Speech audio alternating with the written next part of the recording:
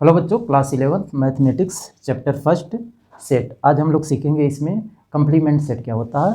पहले तो हम कम्प्लीमेंट सेट को किससे डोनेट करते हैं इसको समझ लीजिए। इसको हम डोनेट करते हैं ए डैश से, ए डैश से डोनेट किया जाता है। अब इसका डिफिनीसन क्या होता है, कहने मतलब ए डैश इक्वल टू होता है curly bracket x such that x belong to universal set होता है and x does not belong to A. ये इसका डेफिनीशन होता है, या इसको हम लिख सकते हैं A dash equal to U minus A. ये कंडीशन होता है फार्मूला। अब इसी पर जैसे हम एग्जांपल लेते हैं, जैसे एग्जांपल दिया गया है, लेट यूनिवर्सल सेट दिया गया है 1 2 3 4 5 6 7 8 9 10 तक दिया गया है and A equal to 1 3 5 7 9 term दिया गया। तो हमको फाइंड करना है कम्प्लीमेंट सेट फाइंड करना, मतलब ए डैश फाइंड करना है। तो अभी रूल बताए थे, ए डैश का मतलब होता है यूनिवर्सल सेट माइनस ए।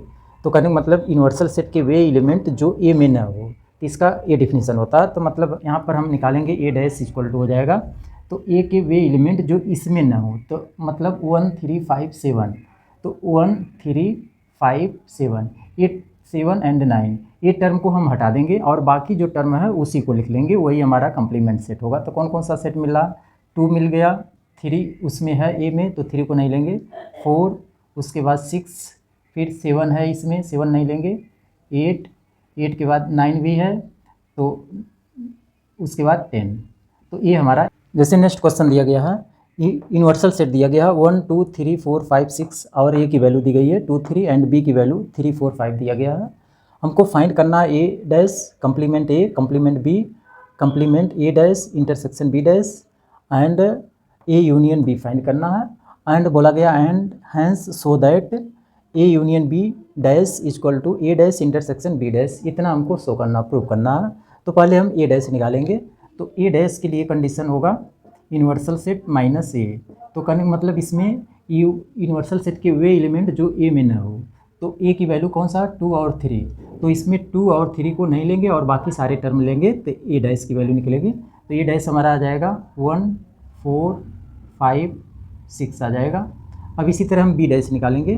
तो बी डैश का मतलब हो जाएगा यूनिवर्सल सेट माइनस बी।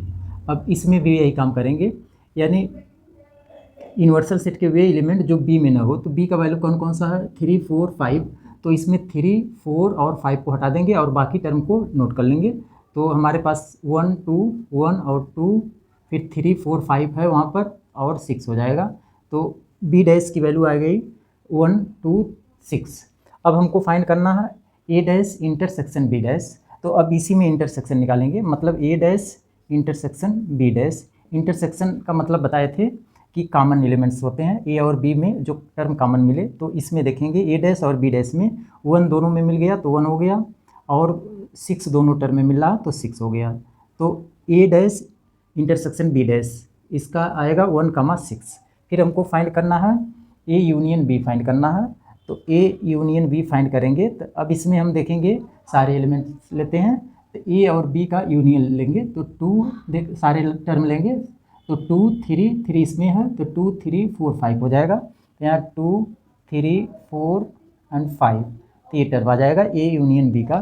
अब जो हमको शो करना है यहाँ से, तो हम ए डैश इंटरसेक्शन बी डैश निकाल चुके हैं। अब हमको निकालना है ए यूनियन बी डैश निकालना। तो इसको देखिए कैसे निकालते हैं।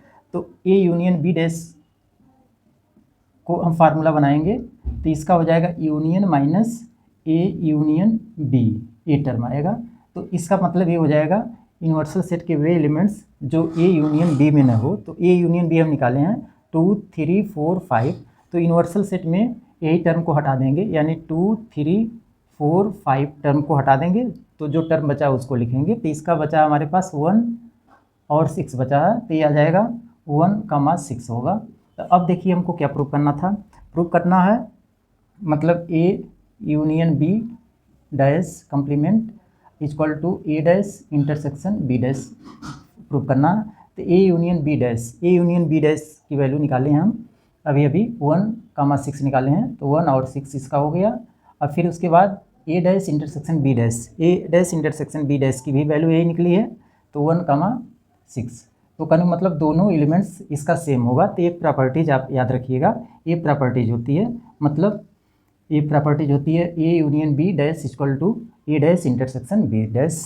इस टाइप में हम कम्प्लीमेंट सेट को सॉल्व करते हैं।